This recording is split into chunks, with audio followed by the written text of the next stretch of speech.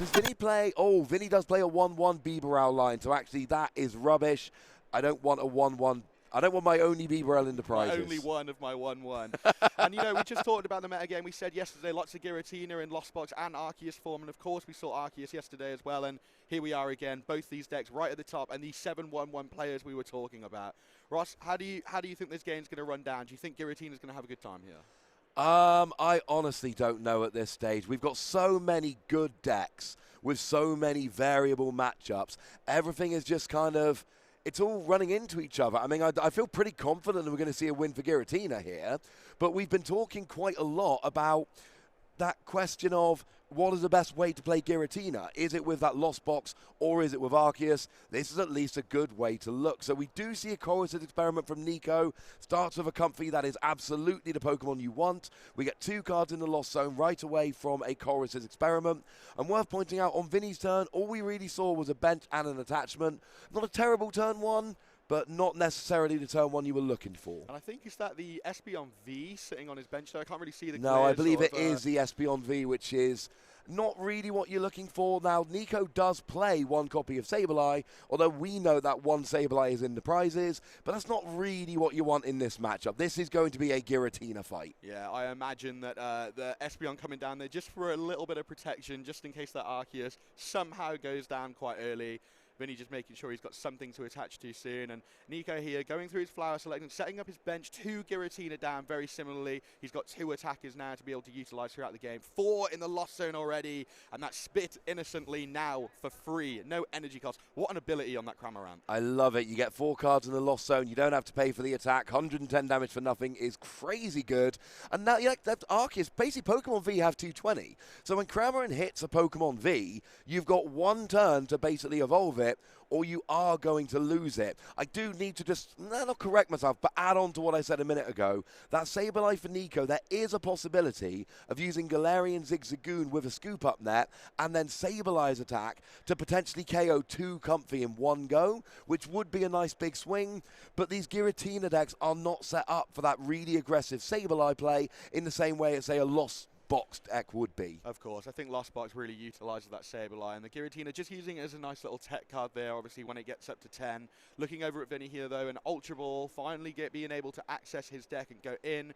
Probably here looking for an Arceus VSTAR. I imagine that Starburst is going to allow him to move forward a little bit in this game, grab some more cards that he needs. And he's going to need something to attach his energy to. We said before, Espeon VMAX, not really the card you want to be utilising in this matchup as an attacker, so he's definitely going to want something different to attach his energy to. Yeah, I agree. You want to get a Giratina down, although if Nico does get that Sableye out and start using it, Espeon will become a lot better. Now, we do see the V-Star power coming out here, and you've got to have the Starburst. It's got to happen, because you've just said you've got to get an attacker. One thing I actually kind of like here, if Vinnie then gets a KO on this Cramorant, Nico kind of has to respond with a Giratina. And Giratina's getting a 1-hit KO on Arceus, regardless of which of the 2 attacks you use.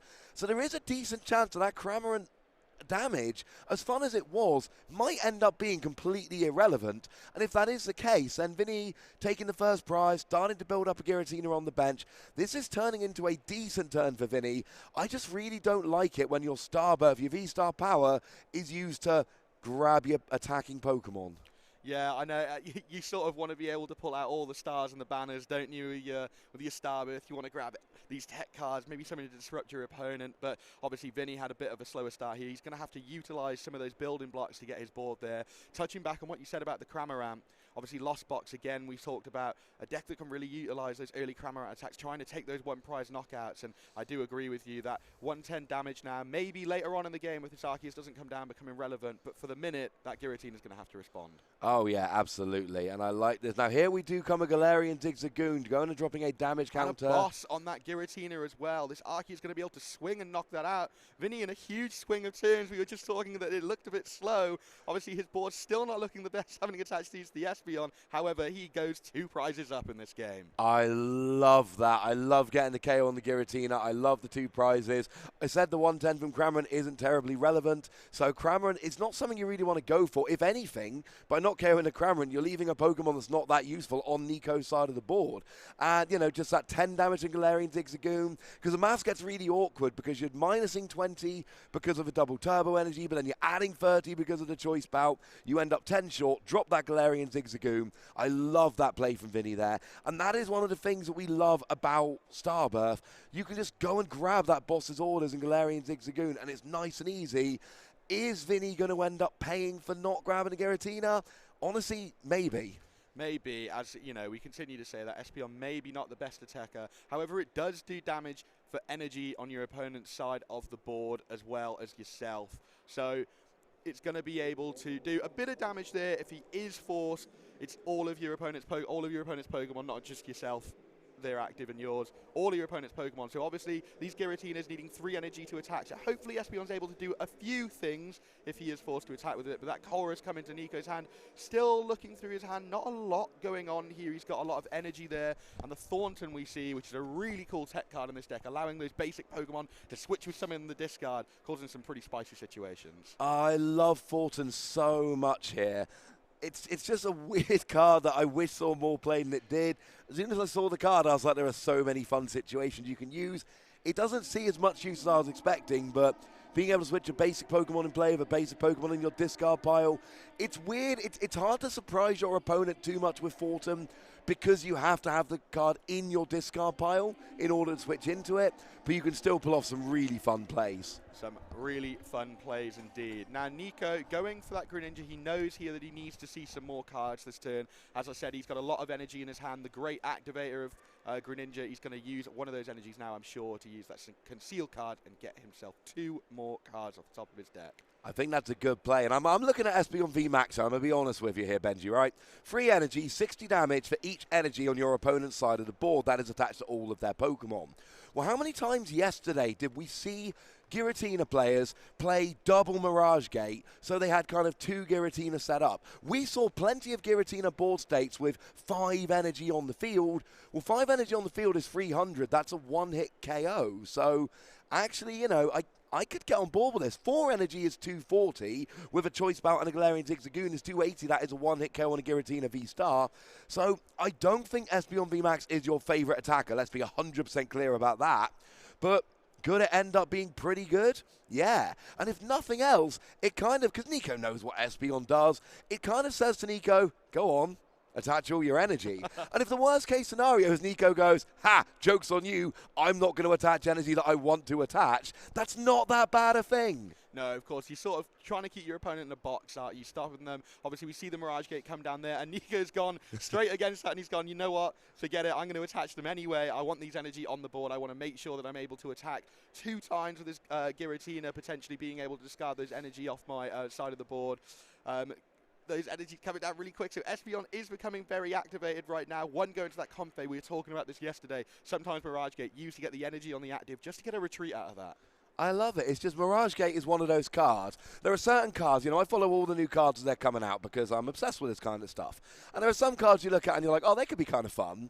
And there are some cards you look at and you're like, oh, no. And that's Mirage Gate. Mirage Gate is like 7 cards in a lost set. Search for 2 basic energy and attach them.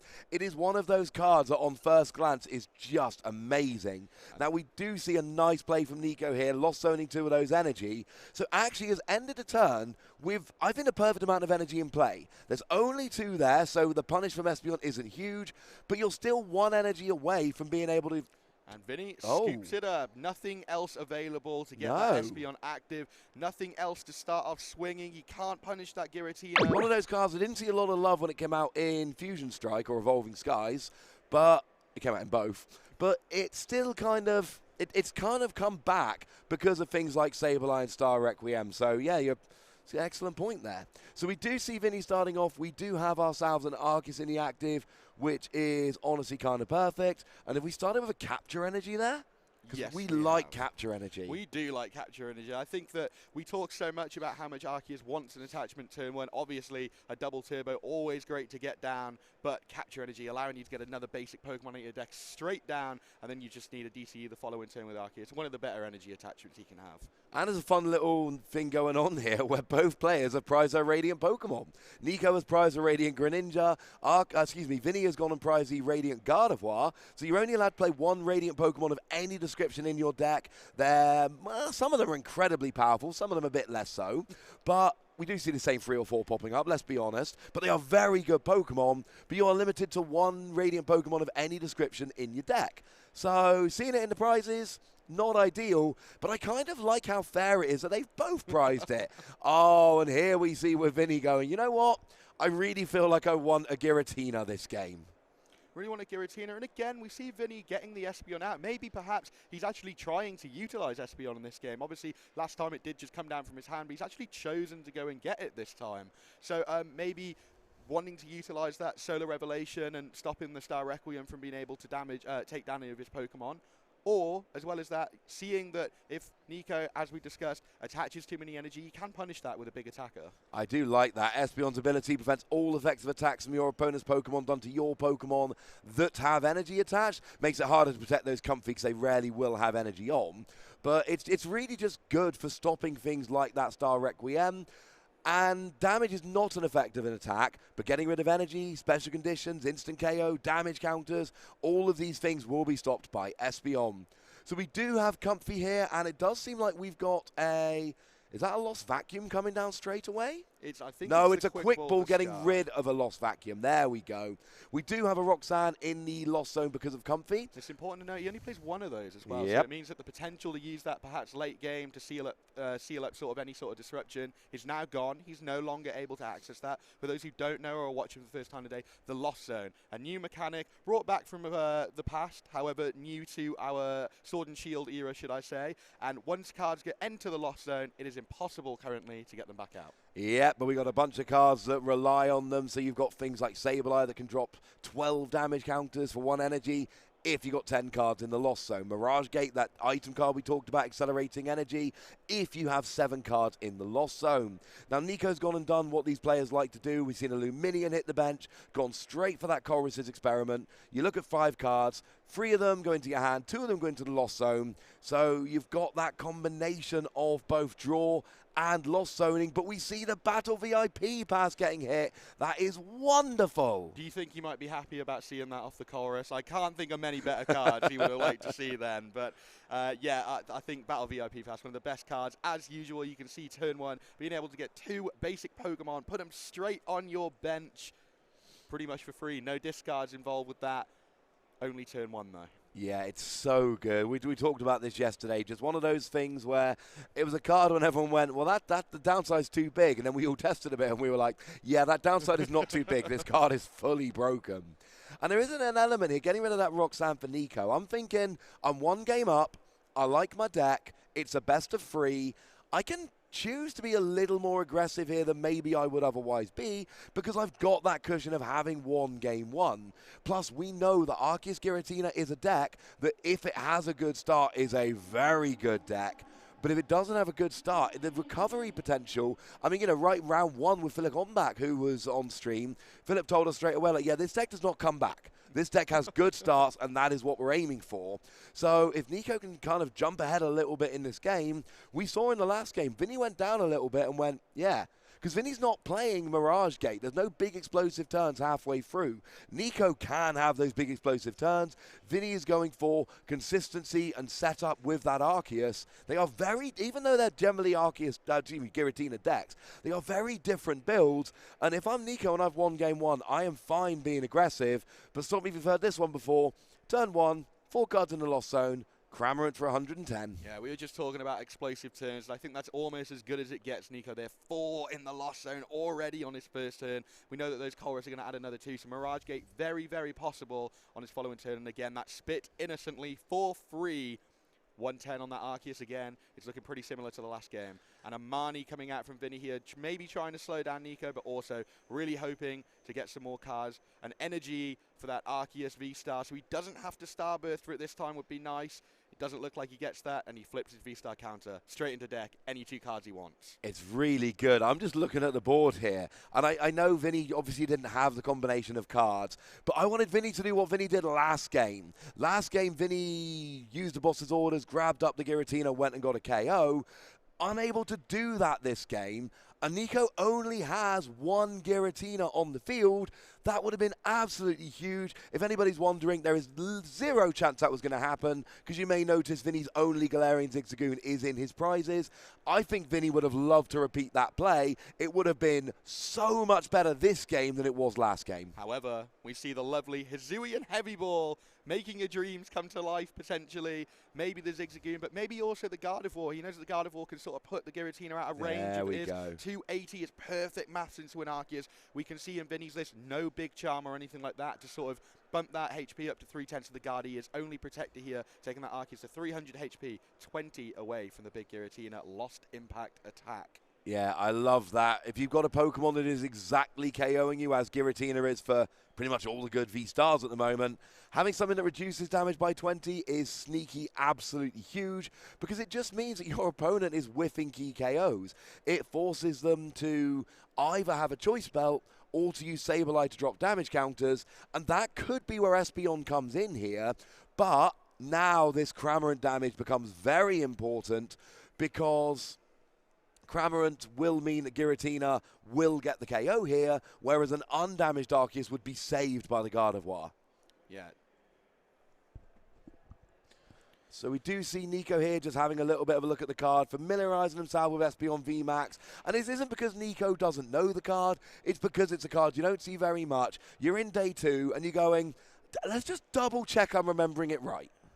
Yeah, I think that obviously Espeon, we discussed a new tech sort of being included in these decks, something that's only started popping up in the last tournament or 2, and Nico just double checking there. What can I get away with this on the board? What can't I? Of course, Nico's going to now be aware that only things with energy attached are going to be protected from that, but I think that everything relevant on Vinnie's side of the board has energy now. Arceus obviously being able to do that quite easily.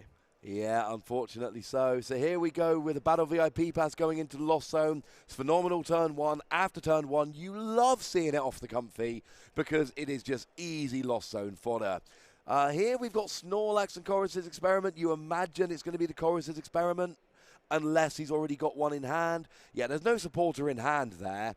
And Snorlax is fine. It's a decent and nice attacker. And I know it's one that players like to keep for later in the game.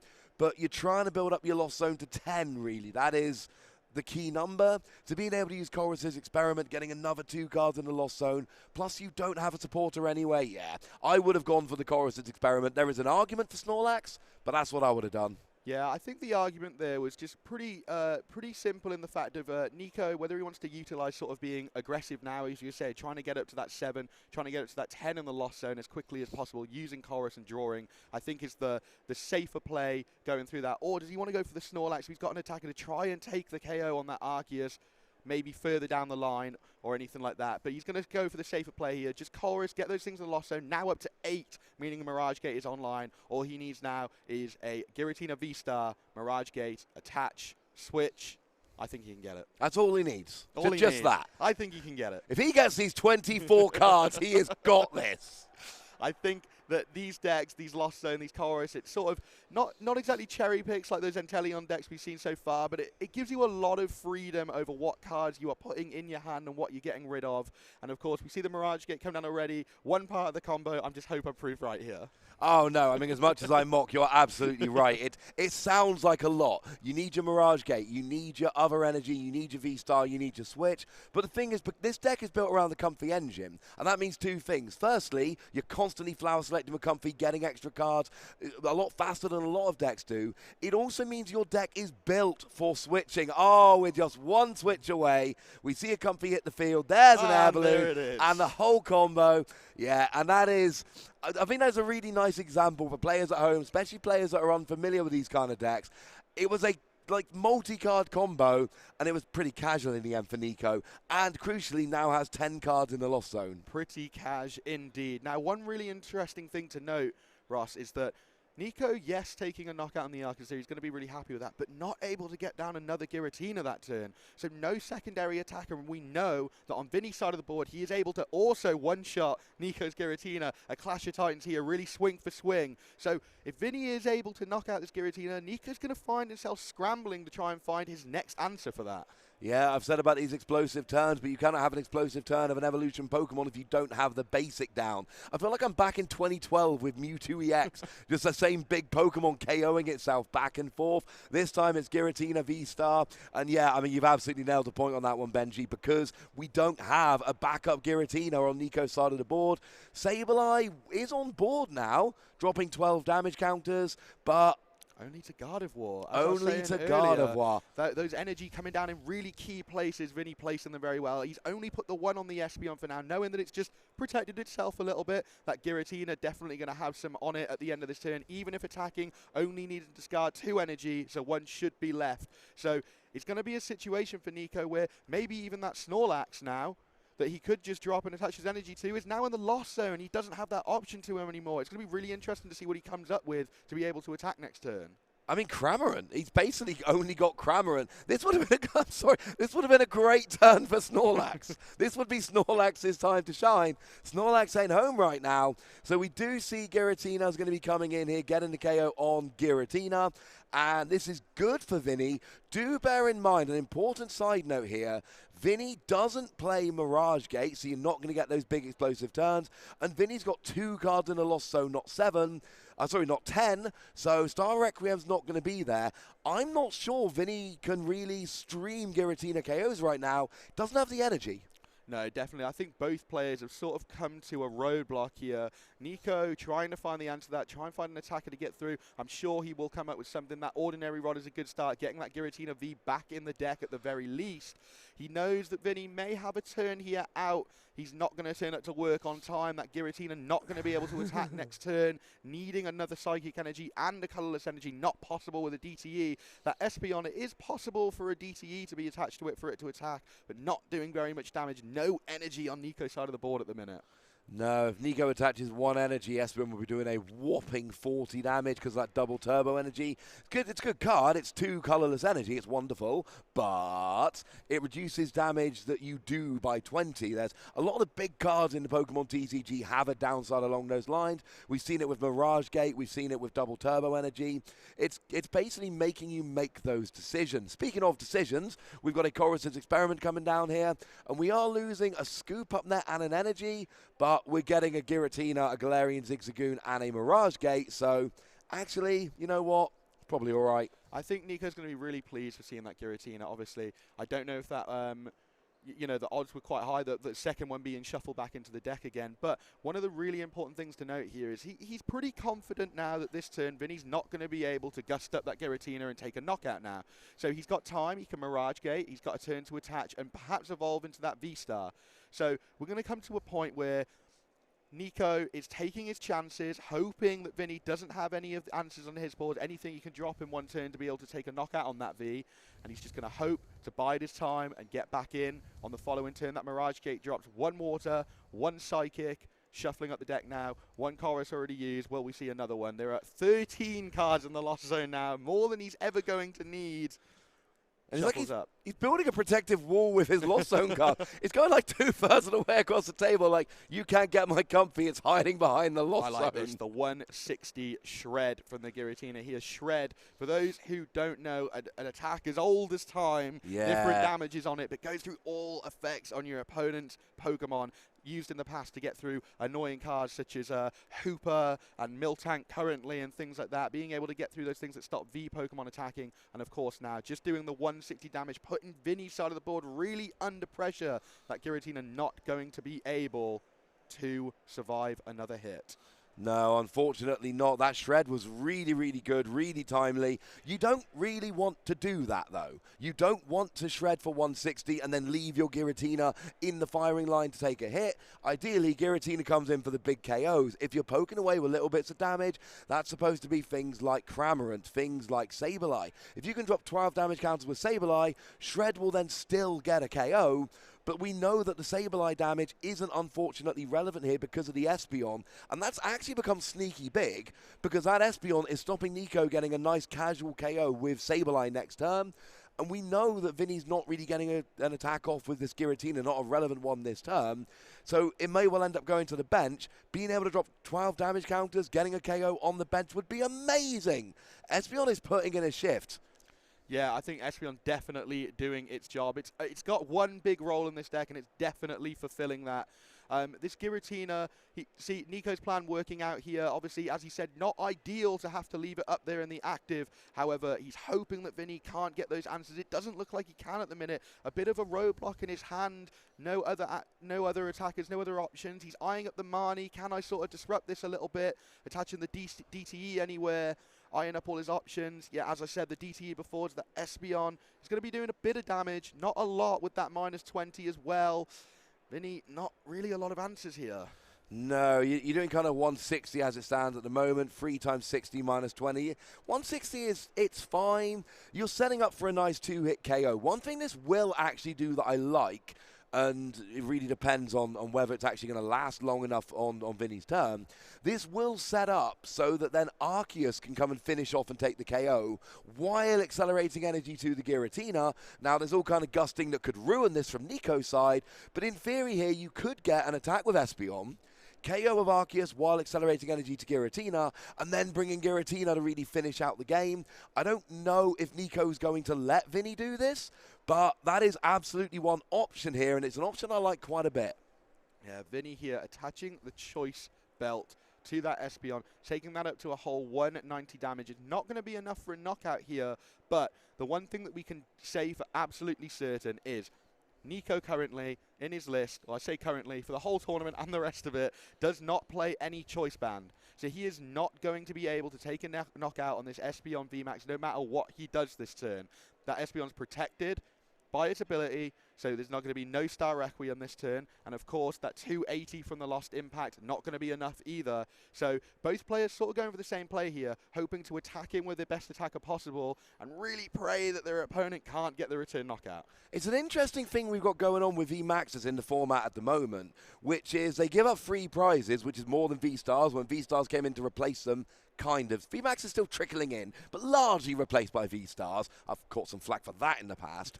They're weird because they give up free prizes, but the format is kind of built around that key number of 280 at the moment. Yes. You know, Charizard, Radiant Charizard with a choice belt, 280. Giratina, 280. And basically, unless you're playing something big with choice belt and Radiant Hawlucha, things like Espeon VMAX, Kyurem VMAX that we also see, they're basically out of range of the vast majority of decks. So I like this with Vinny here. The damage isn't hideously relevant. It's what I like to call a generic 2-hit KO. You can do it with almost anything, but it's the HP of Espeon that I'm loving for Vinny here. But as we suggested, Nico is not just going to let Vinny do that. We see an escape rope coming down. But, and this is crucial, Nico needs 4 prizes. Vinny is not going to bench another single prizer. No, I don't imagine he is. And obviously that escape rope now trying to come up with some sort of game plan here. He's looking at his hand. A Mirage Gate and a Quick Ball available on the Comfey. Nico knows now. He's at a sort of critical mass with this deck. The Giratina, the only real available thing here to do any sort of damage this turn and beyond. He knows that if he has to attack with the Giratina, it's definitely going to go down to that Espeon or anything else realistically that turn. Only 30 damage left on it. But the important thing to mention again, Ross, is that key turn, that Colress, that Snorlax. He would love to have that Snorlax right now as an available attacker. That Sableye is not able to do the work due to Espeon. So he's sort of in a box here. He is, and I keep going back to the fact that Sableye could just drop damage and get a KO on the bench on that 2-prize Pokemon. It would be so good. The numbers would work so perfectly. I mean, that Espeon is working nicely. And the one thing that's super annoying for Nico here is that even after he gets a KO on this Gardevoir, he's still got to either KO the Espeon for 3 prizes or KO the Giratina and something else. And you kind of can't one-hit KO the Espeon. So, yeah, that escape rope, sure, it means he's not 2-hit KOing the Espeon, but Nico's prize map here is super awkward. Super awkward, especially with what he has left on board. The only thing I can see now, I'm just looking now, there is 2 water in the Lost Zone so far. I'm just going to look at Nico's list to see how many of those he plays. So there is a potential here for, so only 3 waters. So it does mean Nico at the minute hasn't got enough water energy. I can see that lovely Greninja in the prizes. That would have been an option for him to be able to snipe that Giratina on the bench with some damage and take the game away, get 2 more prizes, but that's not even available to him. Obviously, using that last attack that he had from the Giratina here, that Espeon is definitely going to be able to take our knockout, and another energy attachment coming down on Vinnie's side of the board to the Giratina VSTAR, and a Raihan. Wow, we talked about this card yesterday. A great addition to the format, in my opinion. I think one card that really allowed people to access lots of different things. Is there any energy in the discard for it, though? There's not. Vinnie disappointed with that. You can't actually use the Raihan unless he attaches the energy, so judges caught that. Oh, So that's quite good, because that's awkward when you play that card. Like, no, I can't actually do it. But as you said yourself, it's not a case of, oh, no, never mind, you played it, now you lose. You can't play the right hand. So it wasn't a, oh, you can take it back. You're probably not letting players take back misplays on day 2 of a large regional like this. You're literally not allowed to play the card. I think one of the funniest things about the Pokemon TCG is commas are one of the most powerful things on cards. You have to fulfill before the comma and then after it, and if you can't do the first half, you're not able to play the card. So those commas are really important in this game, not allowing players to do things. Yeah, absolutely. It's weird. Language is important. Words have meaning. Punctuation is crucial. Hey, look, we're being educational today as well. Educational, as always. Go so, us. Ross, a big knockout there from the Espeon, taking Nico's only real threat now off the board. I said that Greninja could have been an option if not so many of those water energy had already hit the Lost Zone, but that Greninja definitely not going to be able to attack here. I just don't know where Nico goes from me. I don't think he has anything else available for him to be able to take any more knockouts in this game. Another Giratina would be quite difficult to set up at this point. Also, not being able to take a one-shot on the Espeon. The Giratina definitely being able to knock that out. I think it's a bit of a checkmate on Vinnie's side of the board. I mean, Vinnie needs a psychic energy to wrap this game up. The Espeon, Nico can actually sit there with no energy on board, and the Espeon is completely ineffectual, but it's got enough energy to retreat. And the Giratina's got 2 grass energy, and it's going to do 280, and Vinnie's got 1 prize remaining. So it's really, really very simple. If Vinnie has a basic psychic energy, just retreat the Espeon, attach it to the Giratina, KO. It doesn't matter what Nico puts in the active, it's going to be KO'd by that Giratina. So I honestly, at this point, if I'm Nico, I've won game 1, I've lost game 2, I'm conceding to save time for game 3. Yes, these players are on 7-1-1 records, that's good. That is 3 more points than a lot of the players have, but that's not that much of a cushion. It's not 5 or 6 points, it's 3. It's good. It basically equates to an extra win, but you don't have that much of a cushion, not with all these players in day 2. I think Nico, in an untimed game, yeah, no, keep going, you're good. I think in a game like this, you've got 16 minutes remaining. I don't see a realistic high chance of Nico winning this game, and you need to be saving time because tying in day 2, that's what gets you knocked out of top 8. Yeah, definitely. And I think as well, we've just had a little bit more information from Vinnie's hand.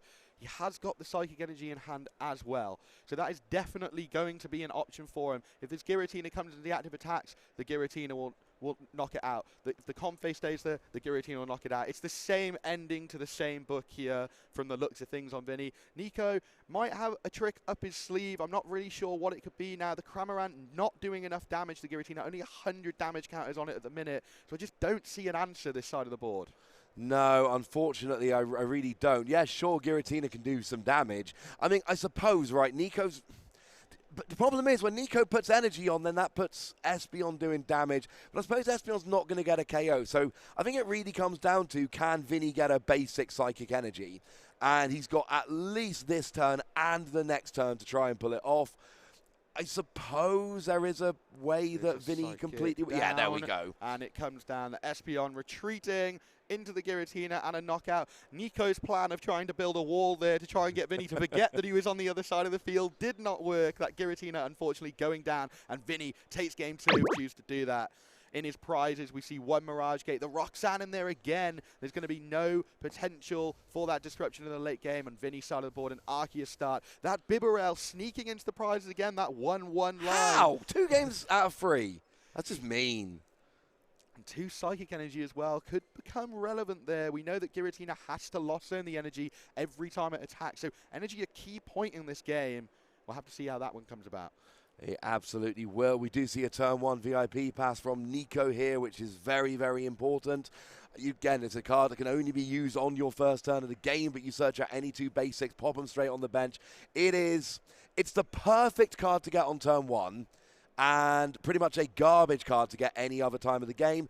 Honestly, outside of turn 1, the actual best use, without even being a little bit sarcastic, is discarding it with Quick Ball, discarding it with Ultra Ball, discarding it with Cramomatic, putting it in the loss zone from a Comfy or a Colress's Experiment. I was going to say, garbage. What you mean to say is the perfect card to see to discard any other time in the game. Can we compromise on the perfect garbage? The perfect garbage, exactly. That's a great way. So, of course, here, seeing the Giratina come down early now, Nico didn't get to see that last game.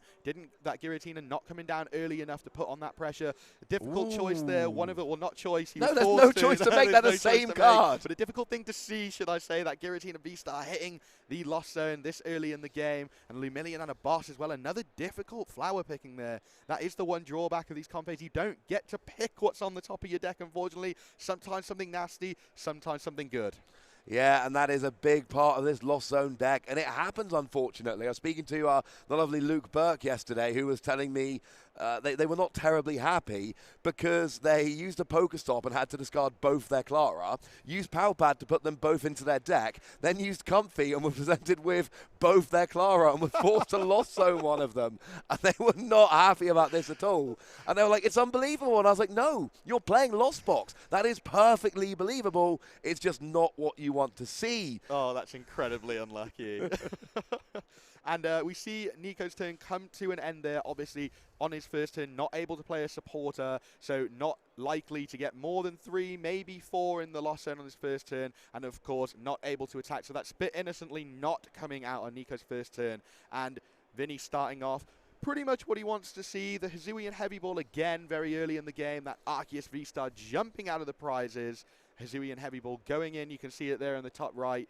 2 Arceus on board now. Better than what it's looked in the last couple of games. We see the Guardi this time, not in the prizes, coming down. A little bit of protection on those Arceus V-Stars once those Giratinas start swinging. A Grass Energy coming down. And perhaps a Mani here at some point during this turn as well. Yeah, it's unfortunate not getting that double turbo energy. Going second, getting that turn 1 attack is really what these Arceus decks are absolutely begging for. Being able to just, and you don't do any damage when you're doing it on Arceus V, but you get to accelerate that energy straight onto the Giratina. You're ready to get that turn 2 Arceus VSTAR potentially attacking while accelerating energy. And if you can attack twice with Arceus, really spread that energy around your board, gives you a huge advantage. But I think Vinnie here, we saw in the last game that Espeon absolutely made a huge difference.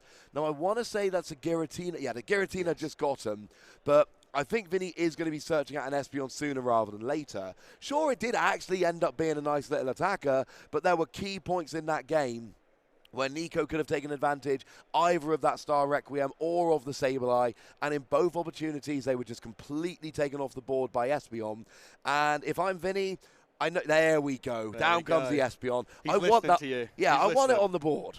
He took your advice. He goes, you know what? I think Ross knows what he's talking about. Yeah, I'm going to listen point, to that. Ross. I'll get it out. Yeah. I'm going to make sure this Mani hits this. I'm going to put it down. And now we do see Nico on his second turn able to play those supporter cards. Colress, the key supporter in these Lost Box decks. You won't see a Lost Box decks without it.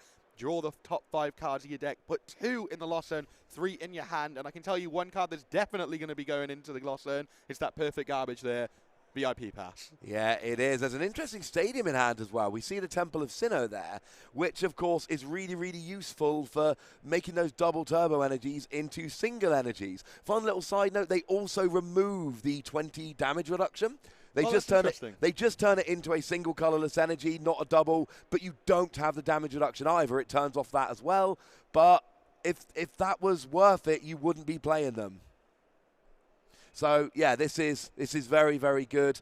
And we did see that actually go into, he did make a decision. It has... Well, it was double Colress off the Comfey. The Comfey gone in. Yeah, and, we lost a Psychic Energy off the Colress's Experiment, yeah. I like the Temple of Sinnoh. I'd like to see that hit the board. Yeah, the Temple of Sinnoh, really interesting. It's one of those cards that has multiple uses. Really good in the Reggie matchup as well. Obviously, all special energy in that deck. So the Temple of Sinnoh really ruining the disco at that one. So it's got a lot of uses, but as you said, really good against this Arceus deck. That DT, so important for a turn 2 of Arceus V-Star, being able to attach 3 energy with its attack. And with that Trinity Nova, and of course that Temple of Sinnoh, going to be able to turn that off. But is Nico going to wait for a more key time to play that down, or will he try and disrupt that this turn, is the question. Oh, it is a very important question, and the answer is I honestly don't know. I would kind of like to see it this turn because Vinnie is set up. I mean, if Temple of Sinnoh comes down and it can't be bumped, that kind of locks Vinnie into using the Arceus V to accelerate energy. And as we said, you've got to accelerate energy. The deck does not work if you don't do it. Because if Temple of Sinnoh is out there, then all of a sudden you can't Arceus V-Star because there's no way to get enough energy on there to actually do it. So it could be kind of cheeky having it down this turn.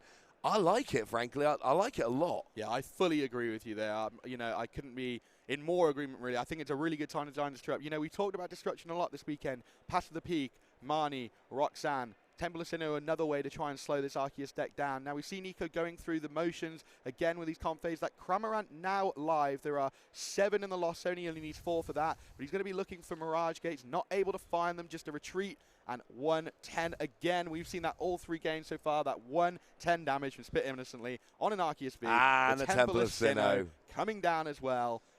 I think we predicted that quite well. Yeah, I thought he was going to make me a liar then. I was getting sweating a little bit. But I did check the deck list. There is only 1 copy in there. So there's absolutely an argument to be made for saving it till later in the game, you know, turning off the attack of something like an Espeon. We saw double turbo energy in the late game in game 2 be really, really effectual. So there was certainly an argument. But we did see it come down and bumped immediately by Collapse Stadium.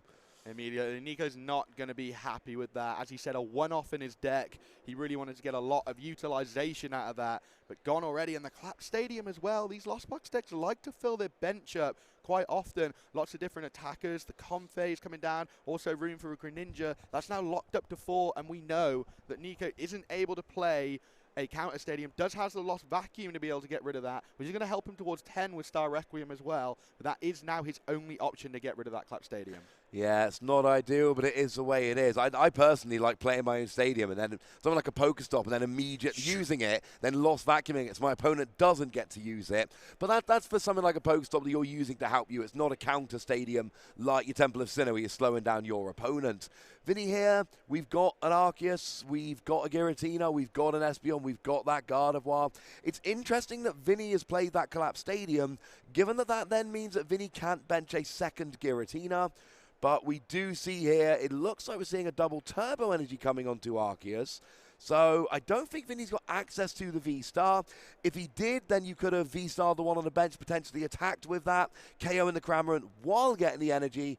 As it is, this isn't bad for Vinny, but it's not great. Because also, that 110 from the Cramorant, well, it's relevant, but Gardevoir is kind of ruining it. So you need to use kind of Zigzagoon scoop up net shenanigans, which is going to be difficult with Collapse Stadium in play. Just to fact check there, just to double check, Ross, Radiant Gardevoir only for V Pokemon. So that Cramorant is going to be able to do that 110. Excellent correction, thank you very much. So you're right. Problem. So that damage from the Cramorant just became hyper relevant. Yeah, that's good. However, it's important to mention that's the first time that it's become really relevant in the matchup. The 2-shot has come out a lot of the time, but the second attack has usually been done with the Giratina, being able to go through the Arceus anyway. So I think this time Nico's going to be really happy with that 110. You know, we've mentioned a couple of times, not really relevant in the first few matches. I mean, you especially in the first match really highlighted where that 110 wouldn't actually result to anything, but now really effective. And I think this is a lot of the reason why you poke with Cramorant, because game 1 didn't really matter. Game 2 didn't really matter. Game 3, wait, I'm getting 2 prizes from my Cramorant? And in the crucial game 3, that is absolutely huge. It's also quite nice just, you know, when that Radiant Gardevoir is stopping you getting a one-hit KO with Greninja, especially in a world. One of the things you see from these decks is that you can drop a lot of damage counters with Sableye to reduce the need. You know, if someone's using Gardevoir, Sableye covers you. Need a choice bout, Sableye covers you. But Espeon turns that off. But we do see a Cramorant here getting a KO on the Arceus. Nico goes up by 2 prizes. And if you can get a 2-prize lead and you've only attacked a Cramorant, you feel good. Yeah, I do think, though, the only sad thing on Nico's side of the board is just those 2 Giratina Vs sitting there, obviously not got down the V-stars yet, maybe keeping those in hand to make sure they're not taken away from him before he's able to utilize them, knowing he's going to need them late game. But I think the biggest highlight of this turn, no Espeon VMAX down yet, which means Nico, 9 in the Lost Zone already. Next turn we're probably going to see 10, you would imagine anyway, in this Lost Box deck. And if that VMAX doesn't come down, Star Requiem is active, meaning he's going to be able to take an easy prize anywhere that he likes. Easy prize or 2 prizes anywhere that he likes with that attack, being able to just knock out whatever it sees in front of it. And we see the Starbirth come off from Vinnie, looking at the Marnie and the DTE, putting those in hand. Giratina only needing 1 energy to attack now, or perhaps maybe wanting to attack with the Arceus, getting more energy on board. It's going to be interesting to see what line Vinnie takes here, but I imagine the Marnie is definitely going to be something that happens this turn. Yeah, you want to attack with the Arceus here because putting a double turbo energy on Giratina and reducing the damage when you don't need to, it's never something you want to do. I love getting the KO while accelerating energy, and now there was a play there, so Vinnie could have just gone straight for the Espeon VMAX. I understand why he didn't. Espeon is easier to search. We did see him eyeing up an Ultra Ball for a moment, but I think you've nailed it with the Espeon. You need the Espeon, because as it stands, you are playing Radiant Gardevoir. Radiant Gardevoir means that Giratina's 280 attack does not KO Arceus, and that's amazing. If you don't get, there's the Espeon. So now Nico is not KOing the Arceus, rather than just forcing him to use the V-Star power. So that Espeon, I'm going to be honest with you, Benji, right? Game 1, I was like, oh, you know, Espeon, that's kind of cute. And the more this game goes on, I'm like, Vinnie is losing this game terribly without Espeon. All 3 games would have been so much, well, like game 1 couldn't really got worse. But game 2 would have been a loss without Espeon, no question. Yeah, definitely. And the Arceus here, and we can see there the utilization of it for those. We talked about it plenty of times. The energy has to be attached to the Pokemon to be able to protect it. So that Arceus getting the one on the Giratina it wants, but also making sure that Espeon has its own energy. It's happy to protect everyone else, but still needs an energy itself to be able to protect it from being taken down by Star Requiem. And a knockout there, taking 1 prize for Vinnie. However, I'm looking at the time now. We're going to get to a point where these players really need to speed up this stuff, get this game going, and try and take those big knockouts to close this out. Yeah, I think we could be heading towards a tie. And yeah, you need the energy on the Espeon, because otherwise you're just putting down a free prize Pokemon that your opponent gusts up and gets 3 prizes, and that would be a very bad thing indeed. Oh, that's great. You protected everything else, but I'll still have that, please. Thank you. And I'm not seeing this game ending here. It looks like Nico is probably going to be turn 0, which means Nico needs to take 2 prizes this turn and next, which it's not possible because the Gardevoir stops Giratina's main attack taking a KO, and Espeon stops Star Requiem taking a KO, and then you need to do it again next turn. Vinnie is then going to have 2 turns to take 5 prizes, which also isn't possible. And this is what I was talking about in Game 2. And it's awkward because you can't say it was wrong to not scoop because there was still a chance. Nico was not out of the game. There was a chance. But in these best of 3s, I suppose the point I'm trying to make is there comes a point where it's not that you've lost, it's the risk of tying if you don't scoop is worse than the risk of, you know, kind of losing this game. You have to lose the game in order to give yourself enough time, even though there's still a chance, but it's kind of like, well, there's a 20% chance to win this game, but then there's an 80% chance I lose, and then there's a 50% chance to win game 3. That's just not good enough. So I do think, and obviously you're not running the numbers, that would be weird, but I'm saying there comes a point where you have to make that decision of, even though I've got a chance and I can see a route to victory, it's not likely enough to make it worth carrying on with this game. But we all have homes to get to. We can't have untimed tournaments. That would be a disaster. No, I do want to get home this weekend. But me and Freya talking a little bit yesterday about what makes a good and a great tournament run, and those micro decisions you're talking about really highlight that. Knowing when to scoop early, knowing when to go quick, know when to play your resources, know when to overextend, when to stop, and those little tiny decisions add up over the day. And of course here we're going to see that maybe that choice not to scoop come back and really bite Nico here, and there we do see the tie. The fist bump in the middle we see so often, and both players keep at the cards. 7-1-2. Not a disrespectful record. I think both players will be okay with a draw here, but they are making the rest of the day a little bit more difficult. Yeah, just getting a win round 1 when you start 7-1-1, getting a win be absolutely huge.